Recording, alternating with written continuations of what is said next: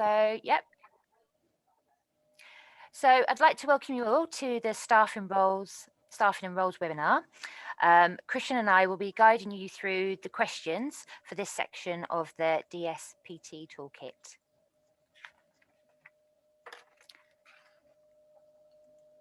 So just a brief background.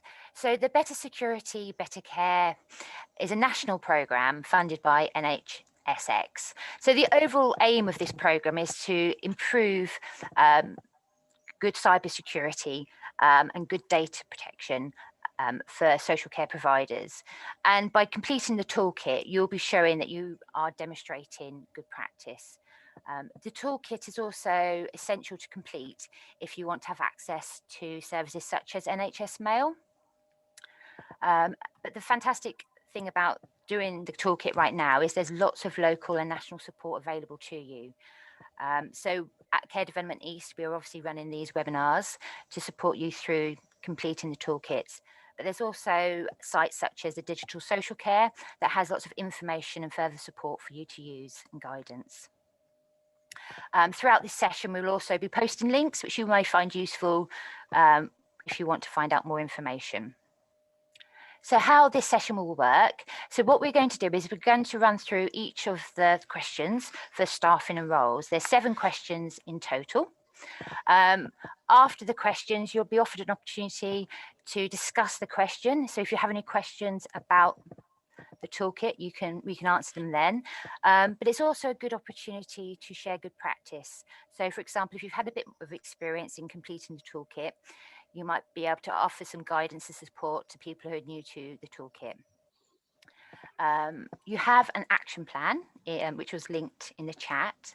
So if there's anything you can't answer straight away, don't worry about it. If you make a note of it in your action plan, you can go away, find out that information, or even refer to some of the support materials to find the information that you need in order to complete the toolkit. Thank you. So so what we're going to be covering in this module is staff records and contracts, why your business needs a suitably trained data security and protection lead, and what that role involves and the responsibilities of that protection lead. So the importance of data protection and cybersecurity with training, and that's for all staff in all roles, not just the data protection lead. How to carry out a training needs analysis. So that's a way of identifying the different levels of information your staff team will need. We will give you direction on how to find out the right training materials, or even looking for training providers that will meet those training needs. And like I said earlier, there's useful links throughout the session where you can go and find out additional information. Now, if you wanted to, you could log into the toolkit and complete the toolkit as we go along, but you may find that a little distracting. So what we recommend is, rather than to complete it immediately, is just to make notes as you go along in the action plan. And then after the session, log into the toolkit and complete the questions. Because you may find there are some questions you don't necessarily have the information immediately to hand. So you may find that you have to go away and look up some of that information. But like I said, if you want to complete it as we go along, you are welcome to do so. So staffing records. So it's really important that we all keep up-to-date records of all our staff, and that does include volunteers as well. And this list needs to track any changes that are made as well. So any starters, leavers, and if you have any staff that change roles within the organisation as well. Now, it may be that you have a complete list of staff and volunteers through some of your current systems, for example, payroll, or maybe a rostering system. So one of the questions within the toolkit, if we just get to that, ask you, does your organisation have an up-to-date record of staff and volunteers? So within the toolkit, you don't actually have to upload the list of staff and volunteers, but what you do need to do is show that you actually have the list. Now, in your comments box within the toolkit, you can put in there where that list is. So where you have that. So whether it's in your payroll system or within your rostering system. So does anybody have a current up-to-date kind of complete record of their staff? Yeah. You do, Caroline. Do you know where yours is kept or how you do that? Yeah, I mean, for my organisation, we're quite a small company. Yeah. So as you're probably aware, in small companies, you wear the cap of many roles. Absolutely. So and I wear quite a few. So obviously it's my job. So for me, it's simple in making a list of staff and their roles. Obviously, we're very meticulous in our staff files in making sure that everything's signed off and that they've read their job description, that they've signed and dated that job description, and then in supervisions, you know, we refer to that to make sure if there's any clarity or questions, etc. So that list for us is kept in the office. So obviously on the DSPT toolkit, it tells them which file to find that. And I back everything up to the iCloud and hard disk drive. So you have a copy available to hand. So you say you have a hard copy as well as a digital copy of your list? Yes. Yeah, fantastic. Yeah. Do you have volunteers within your organisation? We did have pre-COVID, but obviously we wouldn't accept volunteers anyway since COVID hit. Yes. And I'd be surprised if we had an influx once we've actually learnt to live with COVID, because a lot of people think, oh, care homes, COVID. So yeah, but we used to have, yes. Yeah. So your list isn't attached to the payroll system, it's just a separate list of staff. Yeah. And that's because our payroll system is the registered manager and does the Excel document for payroll. Then that goes to the company accountant. So payroll was done that way rather than a whole kind of payroll HR setup, because we're very small. So yes. Yeah. I mean, I think as well with this list, if you do have volunteers, the payroll is obviously not going to include volunteers because they don't receive a wage. So you would have, like you, have to have a separate list of all the staff to include those volunteers. Does anyone else have this kind of list available within their organisation currently? Yes, we do at Haverhill Community Care. I'm responsible for adding on every new member of staff that we take. So therefore, I'm also responsible for taking off the staff that leave us. So it's regularly updated sort of with any changes.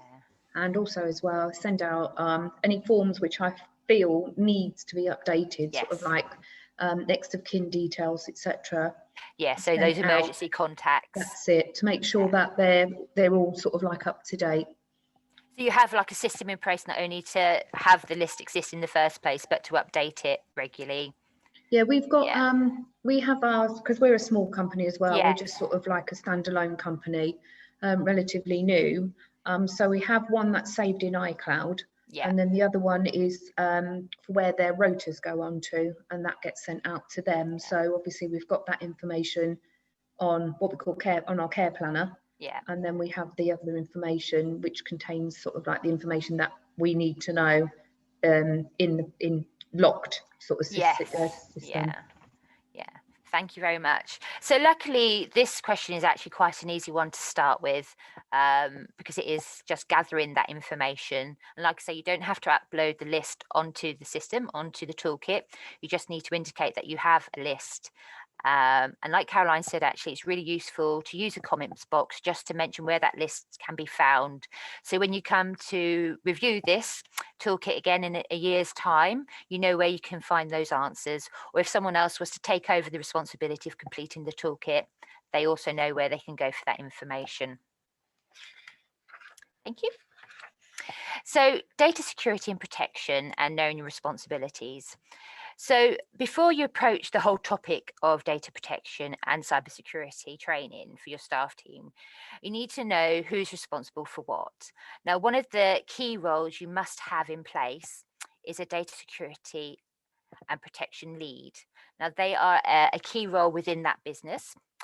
But not only do you need to have that lead in place, but you also need to be aware and think about all the responsibilities of all the staff within your service and where that lies as far as data security goes. So we're going to have a look at the data security and protection lead role now. So the question is, who has responsibility for data security and protection, and how has that responsibility been formally assigned? So if we just take a look at what those responsibilities actually include. So we've talked about data security and protection being the responsibility of everybody, but within the business, you must have a lead within that. And this has to be a named person. It doesn't necessarily have to be one person. It could be a couple of people, but they have to be named individuals who take that key role in leading data security and protection. Now, for smaller businesses, this might be a role that's attached to your current job. So it could be, for example, the registered manager that takes that responsibility. Or if you have an owner who's very involved within the running of the service, that might be a responsibility that they take on. So like I say, it doesn't have to be a set person and that being their sole responsibility. It could be additional responsibility to what you currently do. Now, elements of that role can be delegated. So even though you have a person who has the lead responsibility, the tasks within that can be delegated to other people. But whoever that person is, like I say, they must be named and it must be recorded that that is their responsibility. Now, how you record that can be quite informal. So it could be part of their job description that they are the data security and protection lead, but it could also simply be an email, for example, from the director naming them as that lead, or even notes from a supervision.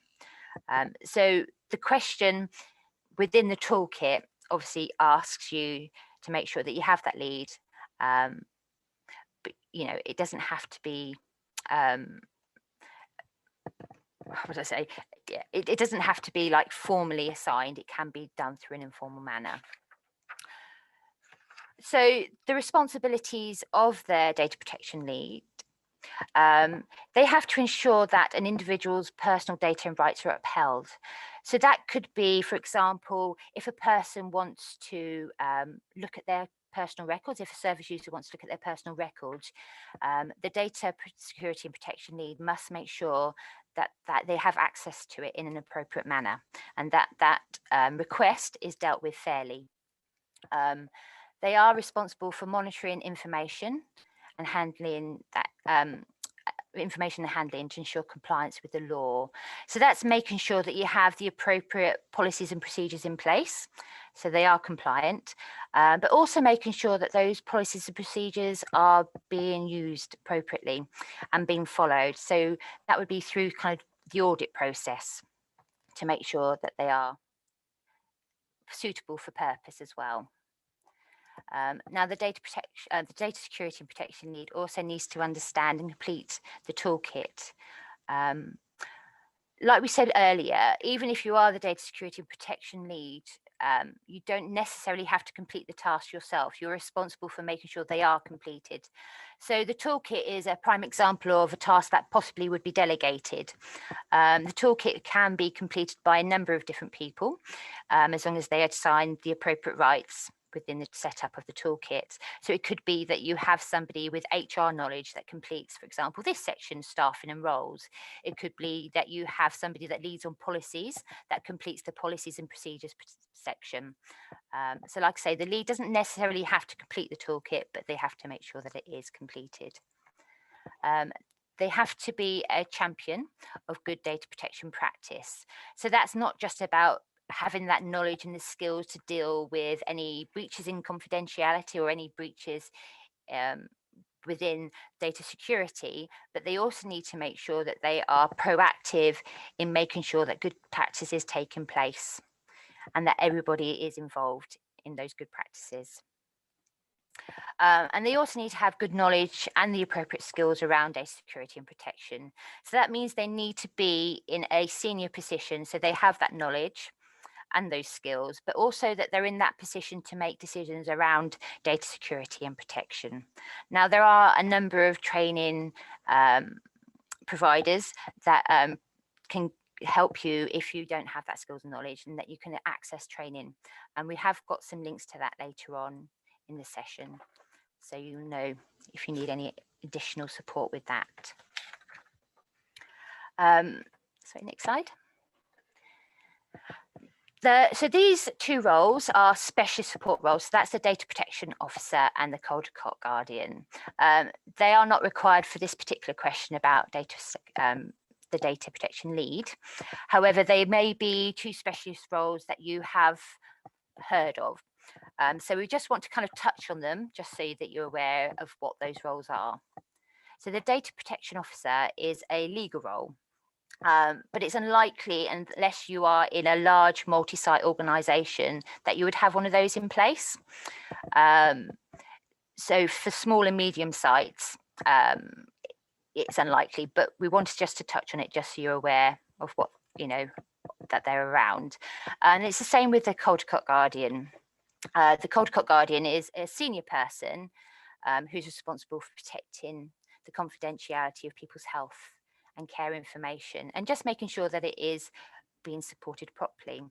Now, this is a position that's mandatory for NHS and local authorities, but it's very rare that social care providers have a Caldecott guardian in place.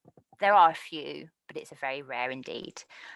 So have people kind of heard of these roles? Do you have them in place within your organisation that you're aware of? We don't, no. But I'm very interested in becoming the data protection officer. So as I understand it correctly, so the DPO has got legal responsibilities under the law. Yes. The Caldecott guardian also does, but in a different way. Is that correct? Yeah, that's right. There is a manual you can access. It's called the Caldecott Guardian Manual, and that will give you full details on what what you have to do in that position. Like I say, it's, for some organisations, they find it to be good practice to have that person in place, or person in place for that position, but it's not a requirement. It's not mandatory for small and medium size. Where it says Caldecott guardian, so if it's mandatory for NHS and local authorities providing social services, so obviously that's going to affect like the social workers, etc. Does that affect the small residential homes? No. Okay, but it could be good practice, and obviously obviously as well with that comes additional training, so that's something you need to think about as well, because obviously have you got some links for that? There are links for training, yes, so we'll go through that later on. We'll cover that in the sessions. Right, so is anyone aware of who their data security and protection lead is within their organisation? Me. Yeah, I assume so, Caroline. Della, is that you as well? It's not actually been formally assigned. Right. Our manager sort of like takes responsibility for the majority of it. Yes. What we have got, again, towards the end of the session, we've got some links, and those links are really useful because they give a really good kind of description of what the role involves and the different responsibilities, and it also gives you some information that you could actually add to someone's job description if that's useful. So if you decided to tag this kind of role onto someone's current job description, it will give you all the information you need to do that and support you with that. How was your responsibility as data security and protection lead sort of formally assigned, Caroline? Is it within your job description, or was it like no, it isn't actually. I wouldn't say it's formally assigned. See, the owner, who's like the provider director, all that kind of thing, she's not involved in the day-to-day running. So although at the moment I put her as it, it was before we started looking into the DSPT, etc. And then because previously I've been an operational trainer for a larger organisation, so working up and down the country in the central region. So my kind of training background, if you like, has really supported me, because I obviously knew GDPR inside out in the way it was as a trainer. Now that I'm a deputy manager, obviously I need to know it from a different angle, but I think it certainly helped me. And it would be, I'm the obvious person, I think, not only in my knowledge, but day to day, I'm saying to them, why have you left that there? There's a breach of data protection and all these things. So it kind of makes sense, but it's not been formally accepted. But I'm expecting it to be added to my job description.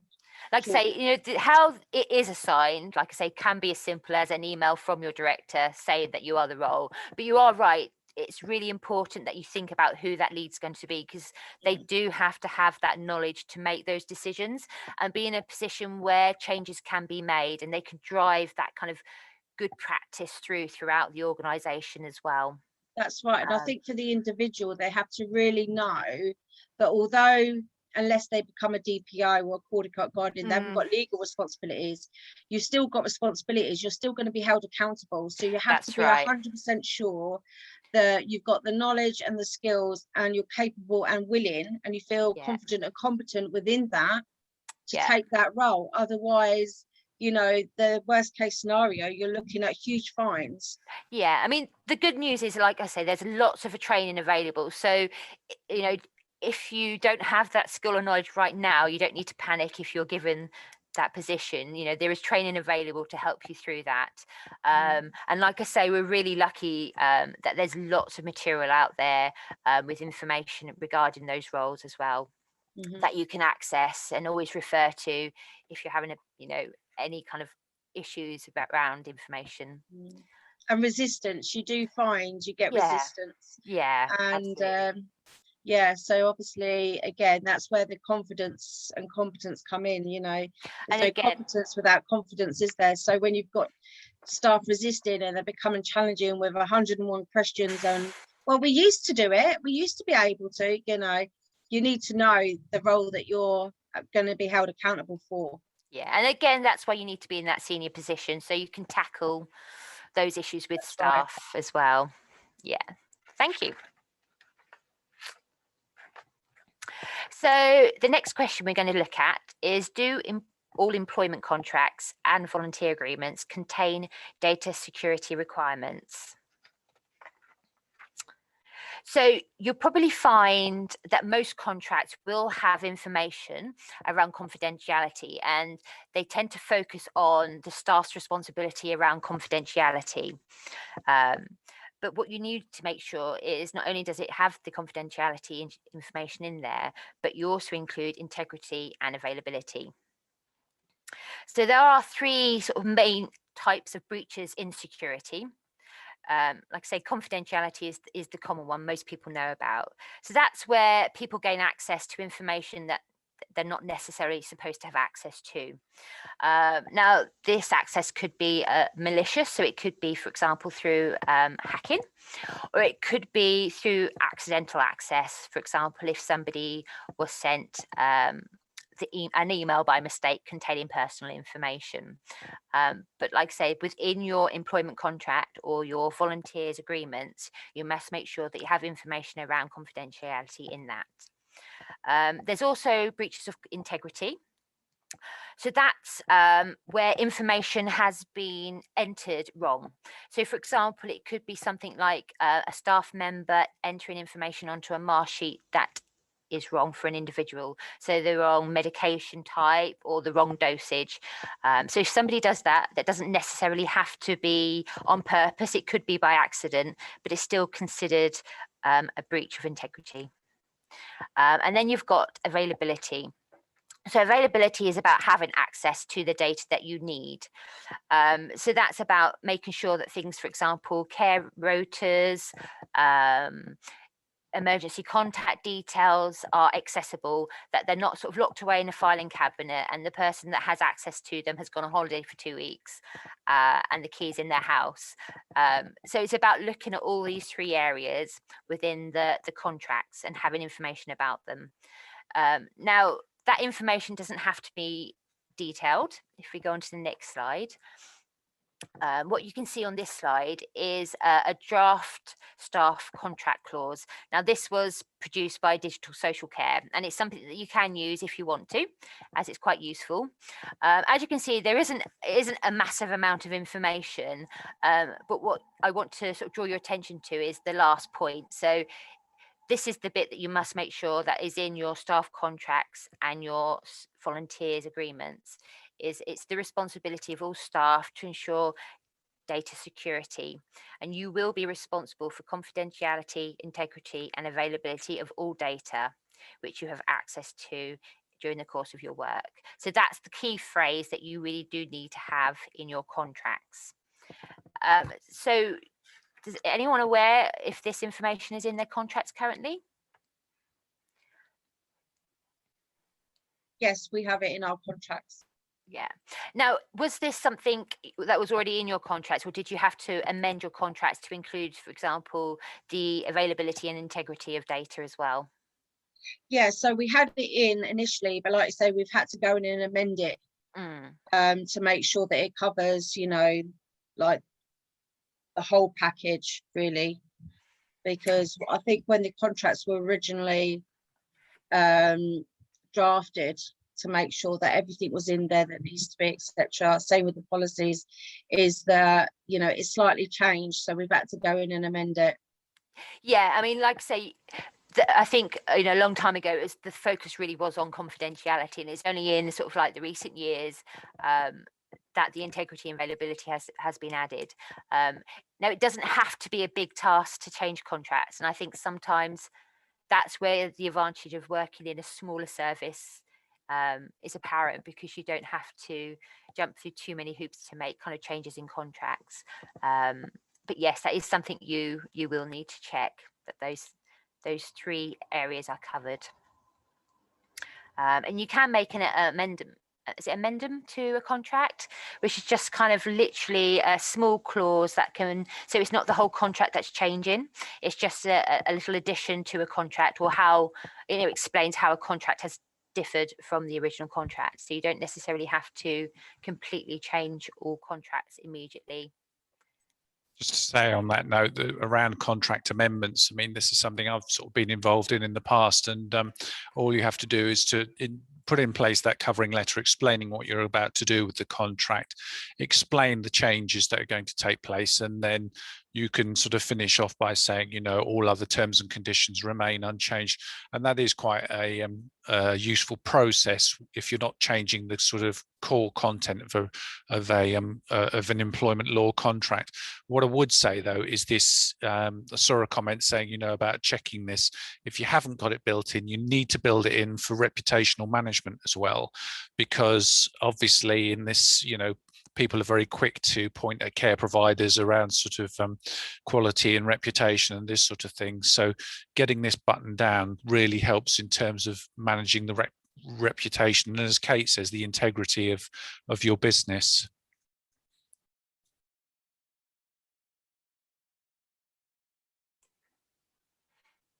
Thank you. So now we're just going to come on to the links. So this is sort of further information and guidance on the data security and protection lead responsibilities, and any information around staff roles and data security. So I have had a look at these links, and they are really quite useful. Like I say, they not only include kind of more information about the roles and responsibilities, but they also give you guidance on what you can actually add into the job description. So if you don't have them in place already, do have a look at these links. I think you'll find them very, very useful. I'm going to hand you over to Christian now.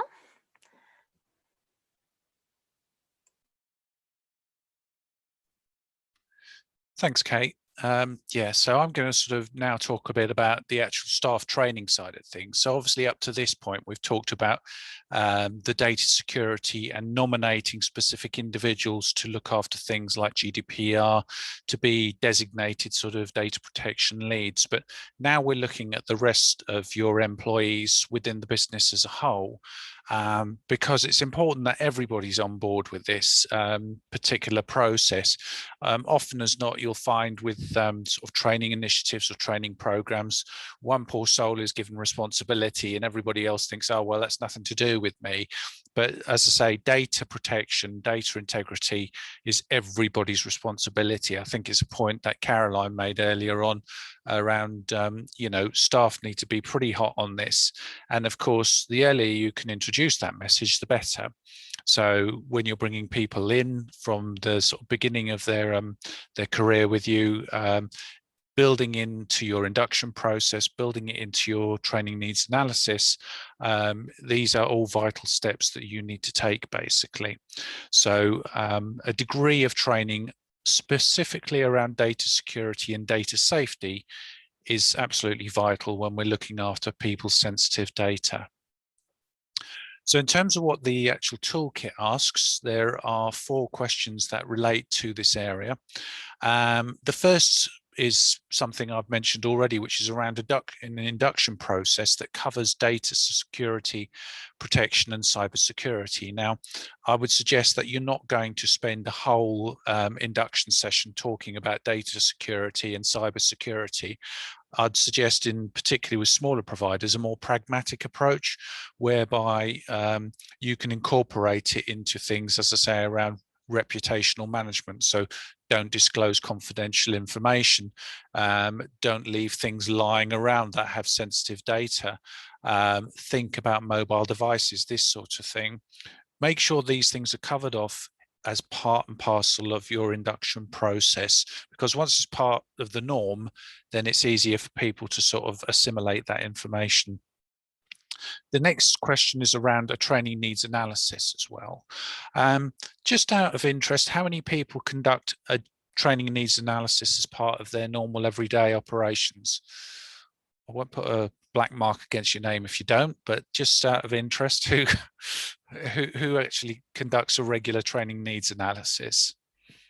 Don't really call it that, but regularly we do go through and we look at the training, because obviously pre-COVID everything was face-to-face with a couple of e-learnings, and obviously with everything's gone on to an e-learning, and but we make sure that because obviously that's not the best way for not everybody, for them to be able to learn. So we try to ensure that we can embed the knowledge in, obviously, you know, various things, you know, just having that chat through to a supervision, through to sorts of things.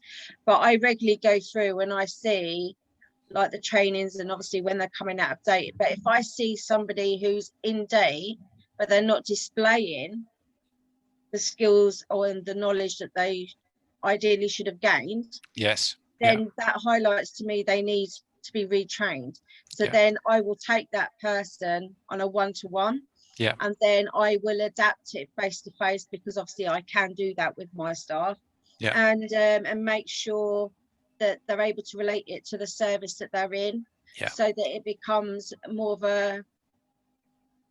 it is like kind of, like you say, pragmatic approach, where a lot of people learn through doing, and if you can actually relate it to individuals they care for, then it kind of sinks in more.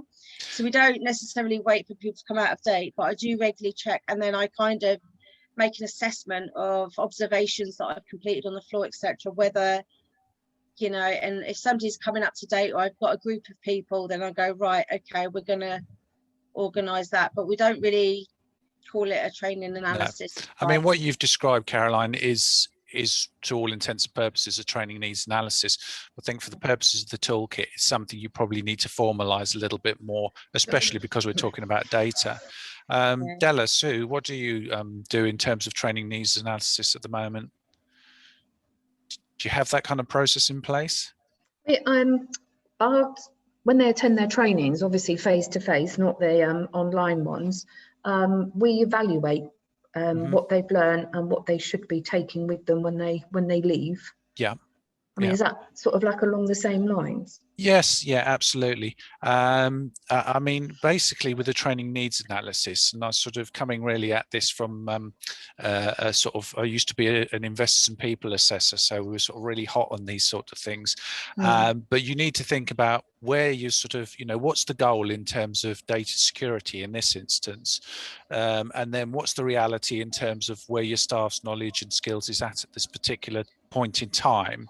And then if the sort of current level of knowledge is not sufficient, then you need to put in place an intervention. So it could be training, and then, you know, actually document the way forward, if you like. So this individual, their knowledge isn't up to par. This is what we're going to do about it. And then you sort of obviously add in a timeline, that sort of thing. So that is the sort of a real skeleton for a training needs analysis. But it's, as I say, it's not too onerous, and what you're describing to me anyway is sort of you've got the bones of it, but it's something you really need to focus on for DSPT. Yeah. Sue, I was going to say, any comment from you, Sue, on this?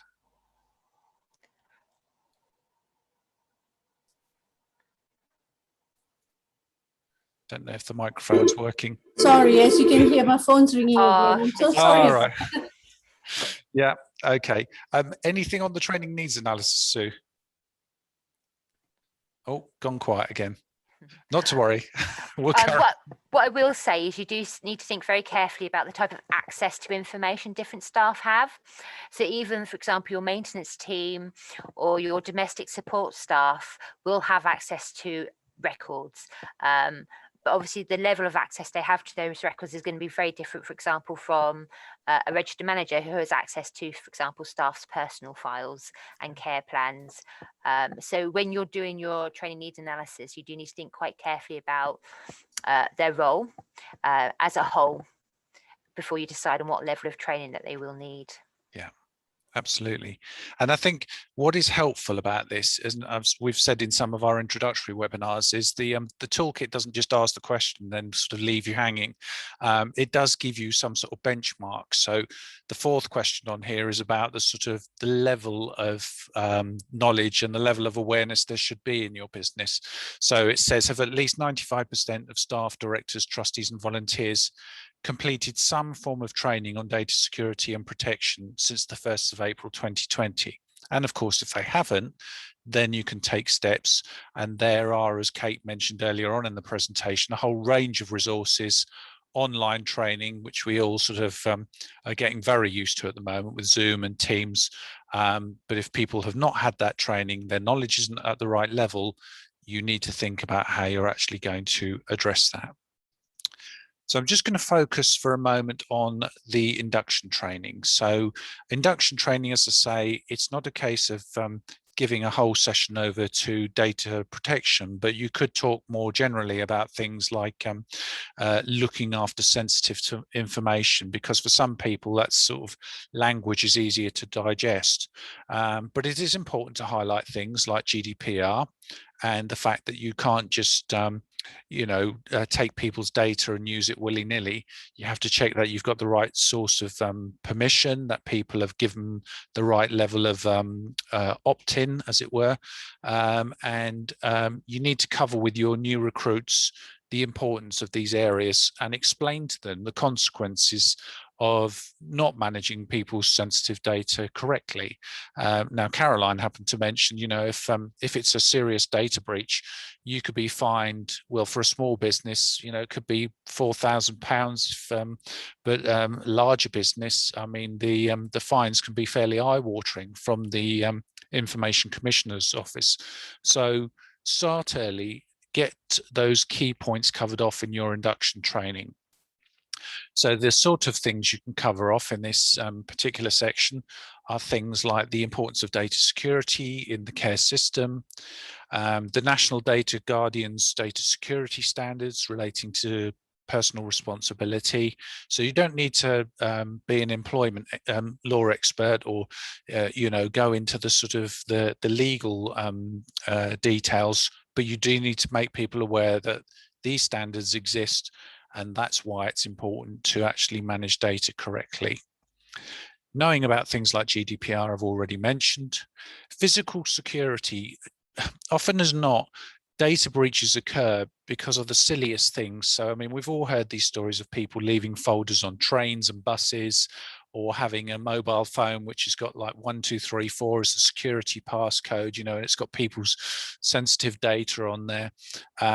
We all sort of smile about it and we think, oh, that I'd never do anything like that. But unfortunately, we're all human, and it's the type of thing that we need to just be aware of and keep reminding ourselves of.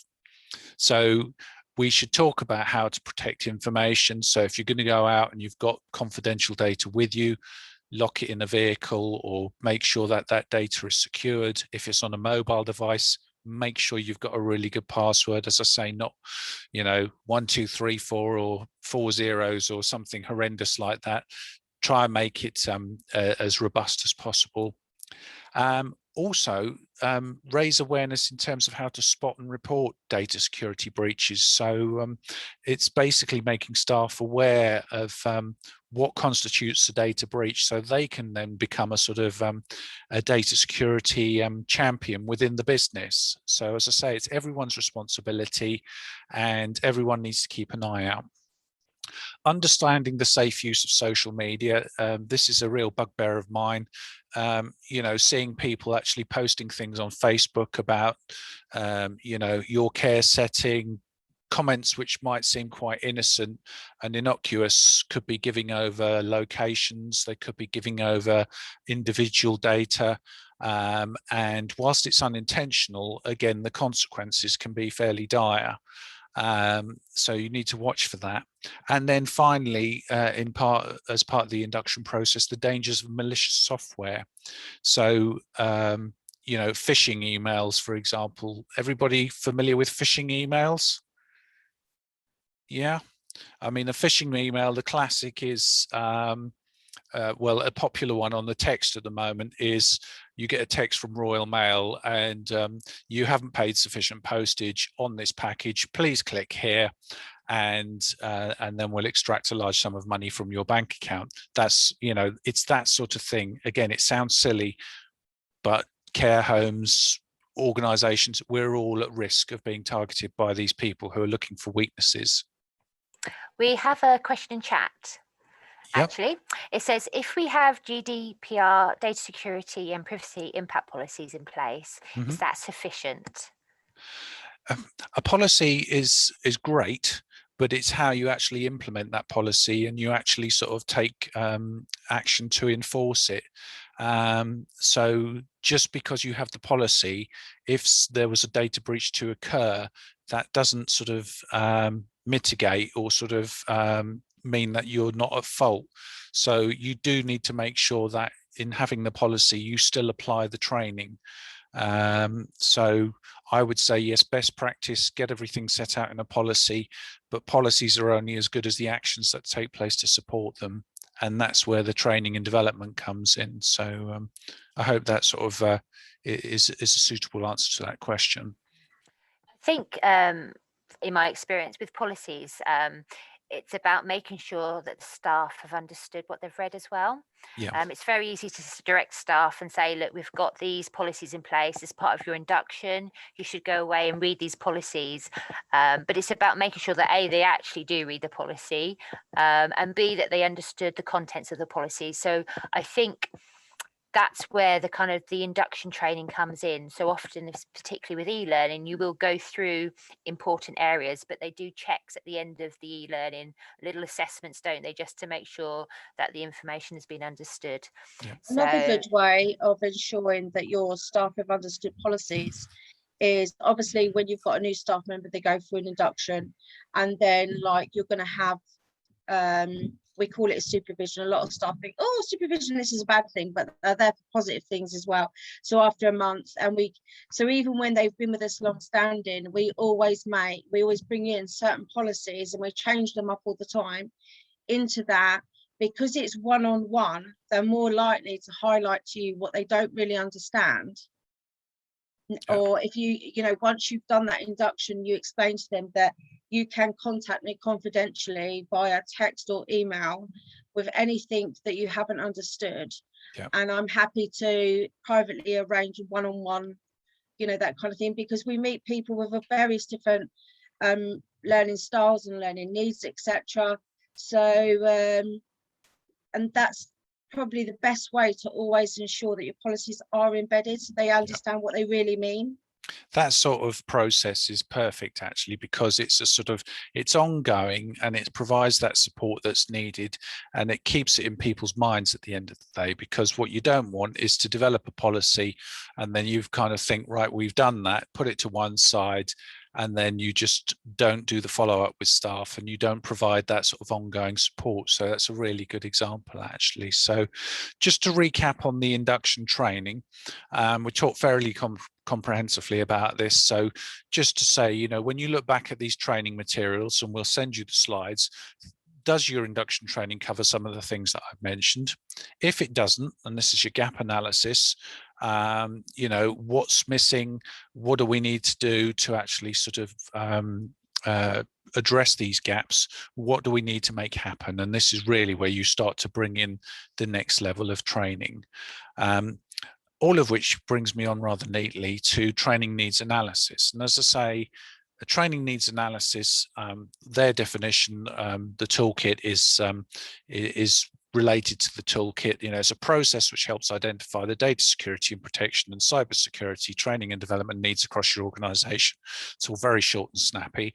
But as I say, in its broadest terms, the training needs analysis is about looking at the standards you need to meet, seeing where you're at in terms of your staff's current knowledge, skills, and then if there are any gaps between the two, addressing those with suitable training interventions. So it could be online learning, and, you know, fingers crossed and everything, after the 19th of July, we could even be looking at sort of face-to-face training, which will be, you know, great. But it's looking at the goals in terms of where you should be, and then the reality of where you're at, and then actually deciding what you're going to do as a way forward. So your training needs analysis should identify the level of training needed by staff, and again, you do it on an annual basis. So this isn't something you do once and then stick it in a drawer. It's part and parcel of your regular performance management. And, you know, whether you've got 2 staff or 2,000 staff, everybody should be reviewing staff performance and providing support on an annual basis. So this sort of maps out rather neatly, this particular diagram. So what training's already in place?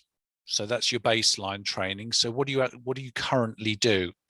And then who's going to be covered off in the training that you're going to do? Again, remembering Kate's point around the fact that everybody's going to come at this from a slightly different stance.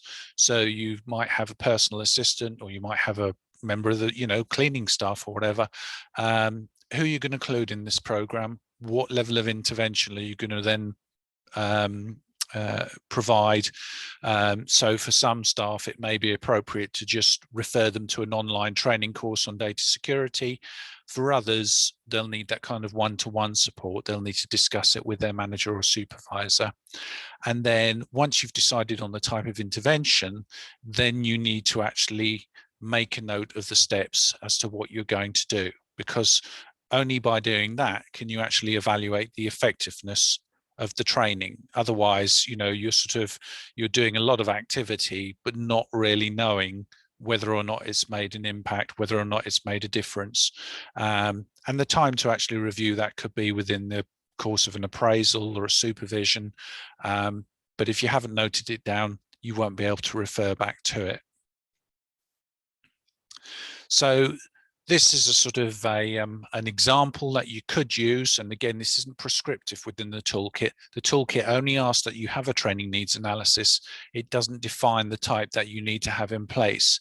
So it'll talk about here the areas of training around data protection and cybersecurity. Who's going to be covered within scope here? Everybody. And then you could put down here the names of the people who've actually been trained or specifically need to sort of look at particular areas. There are other approaches you can use as well. So one that I'm a particular fan of is what's called the GROW approach. So you'll have a goal, which is to make people aware of the data and cybersecurity awareness, and then you'll have the reality of the current situation, which is what are people's current skill levels. So it might be that they're all on an amber level because they're not really sort of up to speed, and then your options, so they could be online training or face-to-face training, and then the way forward is what you're actually going to do next. So it might be that you're going to train a dozen staff using an online platform, and then you can do half a dozen staff using face-to-face. So it's just another process you can use to set out a systematic training needs analysis. And we do provide this template, as I say, as part of the resources. Here's another example. This is breaking it down into sort of specific lines. So who needs to know about good practice with email? Well, anybody who uses it. Password, good practice as well. Again, people who use passwords. Not everybody has passwords to access company systems, but those who do need to understand what good practice is. And very quickly on that point, good practice on passwords is something around sort of 3 random words. Data security training, often as not, we'll talk about that being a very robust approach to passwords. So if you've got any holes in your system, or PCs that are still set up with the password admin1 or something like that, you might want to think about that. And again, just not to sort of labor the point, but people using laptops, people using mobile phones, they need to think about how to use those, and they need to have the right type of training in place for that. So the training needs analysis, again, this is a sort of recap really of this section, is to say it'll identify the people who have responsibility for data and security and protection, and it helps to ensure they receive appropriate training. Training in the content of the data security protection toolkit really should be the minimum for your data security and protection lead. So that particular person really needs to have a good understanding of the toolkit. And in terms of having that understanding, we've put in the chat the links to digitalsocialcare.co.uk, and I think Kate would confirm there's a great range of resources available there. And we also have recordings of the awareness raising webinars on our YouTube channel, Care Development East. So think about which functions will be covered by your data security and protection lead, and then which of those you might outsource to an IT supplier, because there will be perhaps some specialist areas where, around the data management system you're using, what you've got in place may not be suitable. You might just have a spreadsheet, and you really need to think about something that's got a more defined opt-in, like MailChimp, for example, which we use here because users can actually say they give their permissions. So there's all sorts of different systems, and you may need to use a specialist to help with that. So anybody who's got responsibility, direct responsibility for data security and protection, as I say, you really need to think about them being trained in DSPT. You really need to think about things like business continuity planning as well. And just on that note, I mean, what do people understand when I say business continuity planning? What's your understanding of business continuity? Caroline? Yeah, so a business continuity plan is outlines all those kind of emergencies, like flooding, complete power cut, any of those kind of serious events. And obviously this is another thing that we've just, I think it was about December, January, we were implementing into our business continuity plan. So it's making sure that it's highlighting the steps that we take, and when you're auditing, you're making sure that we say we're doing this, are we doing it? And in our business continuity plan, is that then effective? It's got to actually have an outcome. It should be able to be put into place and there an outcome. And it just helps to identify any areas where you know, maybe at the beginning of this journey you thought that you was doing this and this is how it was, but in reality you haven't. Yeah, absolutely, absolutely. Della, Sue, is that your understanding as well? Yes. Yeah, yeah. I mean, it's really a posh term, I think, sometimes for if all else fails, you know, if things go wrong, and we've had plenty of that, you know, during the course of the pandemic, because we've had all sorts of things thrown at us as a sector. It's what are you going to do in terms of making sure that I don't know, if your server goes down or you can't access the cloud, what are you going to do about it in terms of managing your data protection? And that's why I don't know if it will help anybody, but apart from obviously having it on the cloud, you know, get a separate disk drive and save everything onto there as well. As well as obviously vigorous passwords and things like that. But should the worst happen and a hacker gets into your system, the last thing you need is your whole service like completely on a shutdown. And if you have it on that, then you know you can access it. And you know, even the cloud isn't fallible. You know, it is fallible, because as we saw in the news the other day, you know, so many major sites crashed because you know, there was a problem with the user somewhere and the whole system goes down. Yes, they fixed it, but then for an hour, what are you going to do? So it does prove really that you've got to handle this. And the same with software updates. People will often see on their machines, you know, a software update comes through, and you think, oh, well, I'll do that later. I'll do it later. I'll do it later. And then all of a sudden you've got a security problem because your system isn't up to date and you haven't got the latest security software in. And data security and protection leads need to understand that it's important. They don't need to be IT experts, but they do need to understand when these are flagged up. They need to be probably the first person to say, we need to do something about this. So these are the sort of areas of training, IT structure. It could be operating system updates. I've mentioned that. When these, I mean, typically there's a lot of things on here that might sort of people look at and think, oh, grief, this sounds a bit intimidating, you know, backups and firewalls and antivirus. My message in terms of this training would be, when you get a notification from Norton, for example, or McAfee, or whoever provides your security, don't just ignore these things. Be aware that they're important and take action accordingly. And if you don't know what to do, then seek guidance from a specialist or a consultant. And there are plenty of people out there who will support organizations working on the toolkit. Also think about the obvious things like encryption with sensitive data, PINs. So if you do things like home shopping, you'll often get this thing saying, we use two-step authorization, and you order something and then you get a code sent to your phone. You can enable these sorts of things as well within your care setting. Tracking and wiping of mobile devices, limiting downloads to verified software. These are all steps that you can take to secure your data, so that people aren't just downloading stuff willy-nilly and compromising your system. And then, can I ask a question, Christian? Of course. So being a small company, we have BT fast broadband.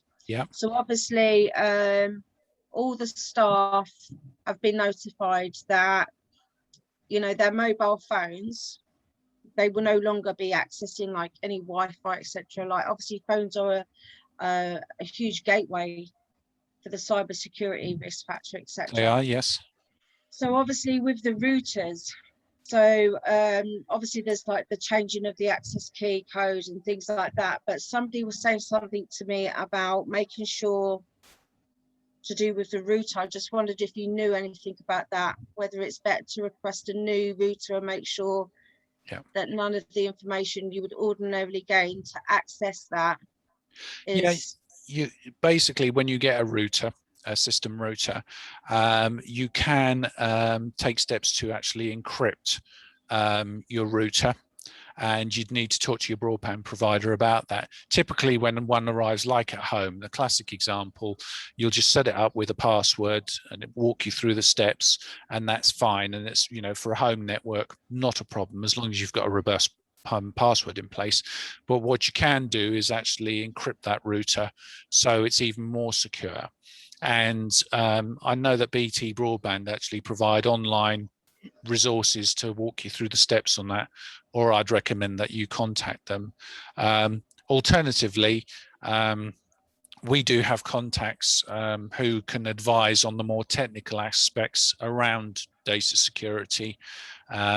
So, for example, the chap who looks after our systems here, you know, he advises on the toolkit as it happens, and also does can advise about things like routers and the hardware aspects of the toolkit. So, but yes, whoever mentioned that is correct. You can actually secure your router even more, because Wi-Fi is one of these sort of, as you say, a classic gateway in for hackers and you know, for people to download you know, software that's not approved, basically. Yeah. Okay. Thank so you. The 95% that I spoke about in terms of your workforce, and remember this includes directors, volunteers, anybody involved with the operation of the business, needs to have an awareness of data security and data protection. So your training needs analysis will identify who's handling personal data. So we're a very small business, but our directors, for example, they'll be handling information. They need to have an awareness. The staff need to have an awareness. Anybody we bring in as a volunteer, again, we must keep records, you know, to identify if there's any gaps. So if anybody then leaves and there's a gap in place, what are we going to do to address the gap when the new starter joins us? Need to keep records, as I say, regardless of the toolkit. Any type of training and development, you need to keep records in place so that when you sort of are planning, you know where, you know, what your baseline is and whether you need to take any additional steps. And the good thing about training is that, you know, back in the day, it was a case of, well, this person's, their knowledge isn't up to speed, we'll send them on a course.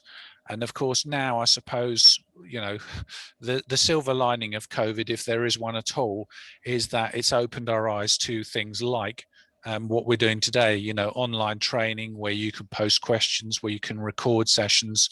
There's so many different ways to suit different learning styles. You know, that's enormously helpful when bringing up to speed that critical 95% of staff. So there's induction training you can discuss in team meetings. You know, it all counts as training. It's all learning and development. E-learning, which has just really come to the fore. Formal training in terms of more of a classroom approach as well.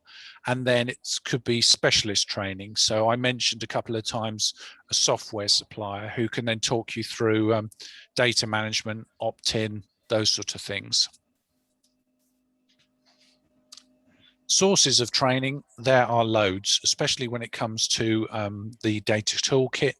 So we've mentioned digital social care. The link for digital social care is in the chat.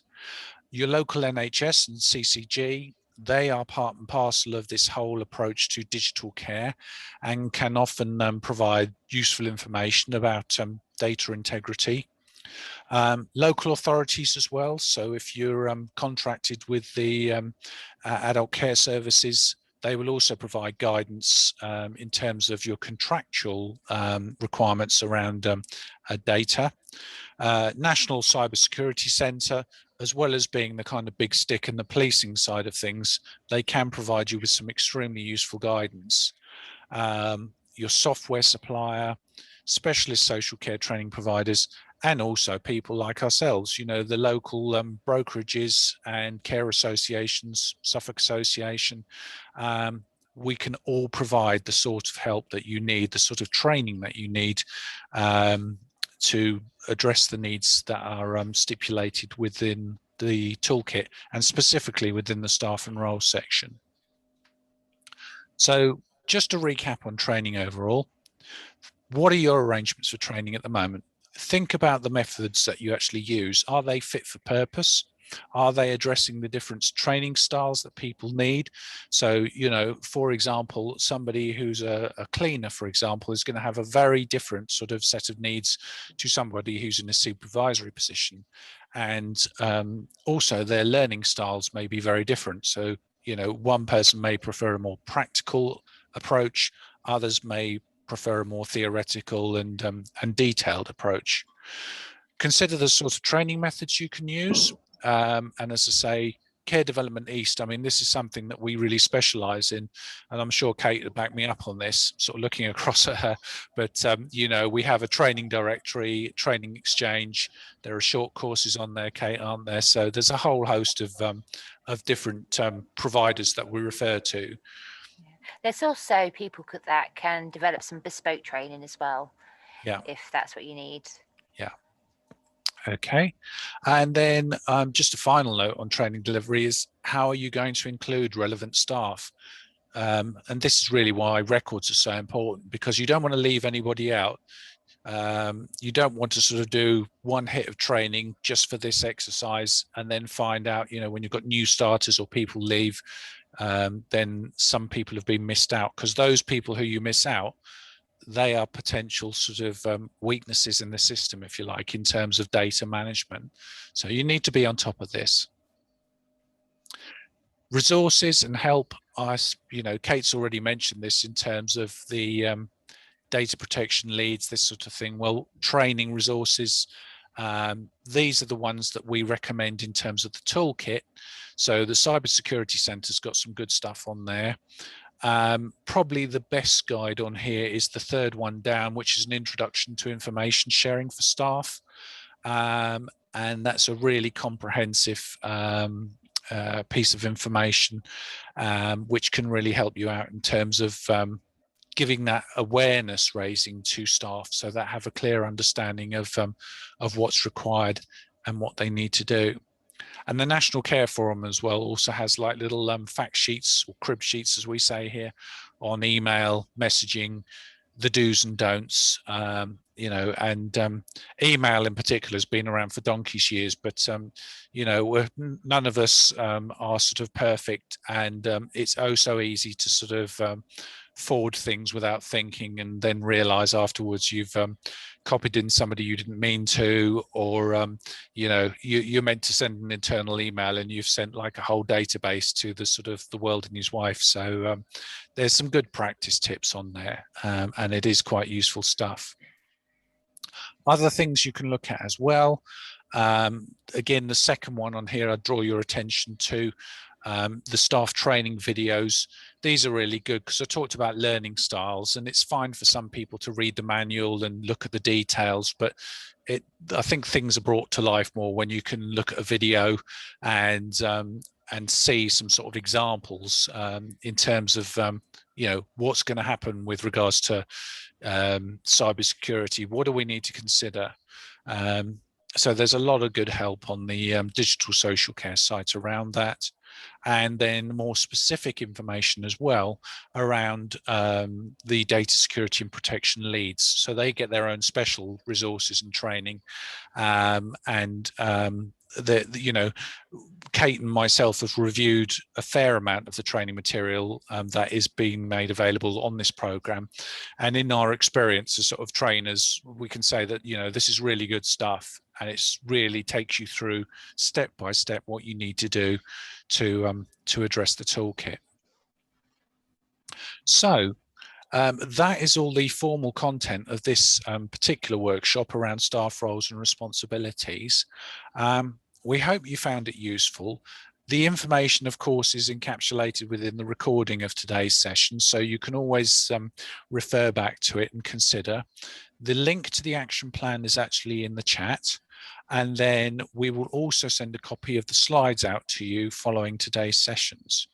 So does anybody have any final questions or any concerns even around the completion of this section or the toolkit in general? No. Okay. That's good. That's great. I mean, you know, it's if there were loads and loads of questions, I think, oh dear, we haven't done our job correctly. But I think, as I say, it is pretty comprehensive. And the other thing that Kate and I often say on the sort of awareness raising is when people see that you've got to do 45 questions to complete the toolkit, that sounds like a lot of work. But like today, you were all saying about, you know, you've got the basis of a training needs analysis in your organizations. You think about things like GDPR. So a lot of the things that are asked for, you probably have in place anyway. You just need to refine them and document them and finesse them. And then, you know, before you know it, you'll be at standards met. But if you do need any more help and support, Kate and myself can, you know, really help you to sort of work your way through the toolkit. Okay, so thank you. I think another point as well is just maybe share the workload. Yeah. Even if you are the administration person or you're taking the lead on the toolkit, doesn't mean to say that you are responsible for everything. It could be that there are other people within your organization that can take on some of those tasks, just to make it an easier job. Absolutely. I hope you found today's session interesting. I thank you for your attention and your input, and we hope to see you at a future workshop. So thanks very much. Definitely. Thank you Thanks both. a lot. Bye. Thank you. Thank you. Bye-bye. Bye.